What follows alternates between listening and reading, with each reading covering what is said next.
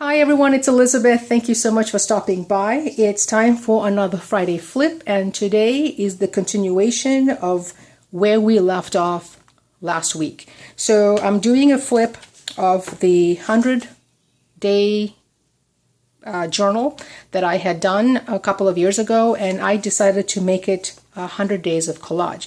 So we left off here last week on page 50, and so let's flip through the rest of these.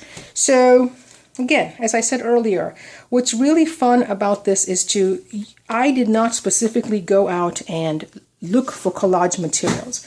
I just went through my stash and took a look and see what I could use. So, for example, there's some tracing paper. The background of this is from I think it's the Museum of Science in Boston, some packaging that came with it, right? So just kind of using up some of the stash that was lying in my boxes and file folders and just hanging out. So, sometimes I look at these and I'm like, not sure what I was going for there, but you know what the great thing about using a journal is? You turn the page and you can start over. It's been really fun looking at some of these pages again and just seeing what I had in my stash. We all collect things and then over the years they no longer work for us, and either we get rid of them or we recycle them in some way, and this is for me one of the great ways of just using it up. One of the things that I discovered as I was doing this collage project is how much I liked having images on top of a background that was collaged. So this pair, I believe, is from a tide chart table. And again, there's wallpaper samples in the background. Same thing here. I just used a stencil, and this stencil is just an image from a magazine that I cut out and I used as a stencil. I just really love how that looks, and I should use some of that more often. So just kind of playing with my supplies. These are paint sample chips. It's some combination of those three words. When you go to a hardware store and you're looking at buying or trying out different paint samples, they often have different varieties of these available. So that was kind of fun to play with. Like I said, I'm always interested to see how some people, their collages seem to be so intentional and multi-layered. In my particular case, a lot of it was not planned, as I said last week. It was just, how do I use up the stash that's in front of me today? So here are some tickets. It looks like metro tickets from Paris. That image came from a bag from Trader Joe's, and this measuring tape piece of paper has just been in my stash for years, and I love it, and I just said, okay, why not just use it up? So it's a great way to use up, especially when you have small pieces of ephemera lying around that you have not used yet and that you save for some reason. I just think it's kind of fun to see how this looks.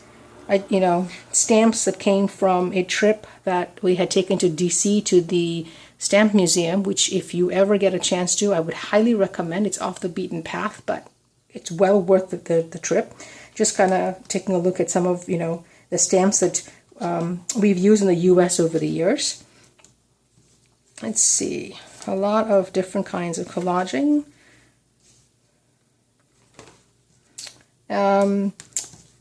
Astronomical charts are always kind of fun to play with, and just using up some images I found or some text I found. I think it's the Museum of Fine Arts flyer. So I think that was 99. So there's 100. So this was just to help me with the binding, what was going to be the top and the bottom.